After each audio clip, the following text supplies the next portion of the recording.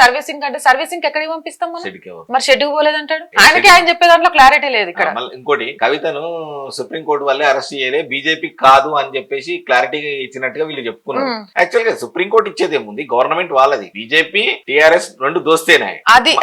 అది ఒకటి ఇక్కడ మనం మాట్లాడుకోవాల్సింది ఏంటంటే, బీఆర్ఎస్ బీజేపీ దోస్తీ అయితే ఖచ్చితంగా తెలంగాణలో బీఆర్ఎస్ గెలవాలా? ఎందుకు ఓడిపోయింది?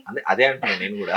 సుప్రీం జోక్యం వల్లే కవిత అరెస్ట్ కాలేదంటే సుప్రీం జోక్యం కాదు, భయపడతామని నేను మహిళను అనే ఒక మహిళా ట్యాగ్ వేసుకొని మిగిలిన వాటి విషయంలో నాకు కూడా కొంచెం వెసులుబాటు ఇవ్వండి అని ఈ రోజు కూడా వాళ్ళకి ఇది మర్చిపోలే. ఎప్పుడైనా అరెస్ట్ జరగవచ్చు, సుప్రీం కోర్టు అటు ఇటు అయింది అని అంటే అరెస్టు తథ్యం అనే విషయం చెప్తూనే ఉండు. కేటీఆర్ కి కవితకు పడట్లేదు అనే విషయం కూడా ఈ మధ్య కాలంలో మస్తు వస్తోంది. డైరెక్ట్ కవిత మొన్న ప్రెస్ మీట్ లో కూడా మాట్లాడింది. నిజామాబాద్ నుంచి నేను పోటీ చేసి అయ్యా ఇజ్జత్ కాపాడతాను ఆమంటది. ఇక్కడ వచ్చిన ఎక్కడ కూడా నిజామాబాద్ నుంచి ఆమె పోటీ ఉన్నట్టు లేదు, ప్రముఖుల లిస్ట్ లో ఆమె పేరు లేదు. ఈయనేమో లేస్తే ఆమె అరెస్ట్ గురించి మాట్లాడుతాడు. ముందు ఇంట గెలిచి తర్వాత రచ్చగెలవమని చెప్పాలా కేసీఆర్ సార్.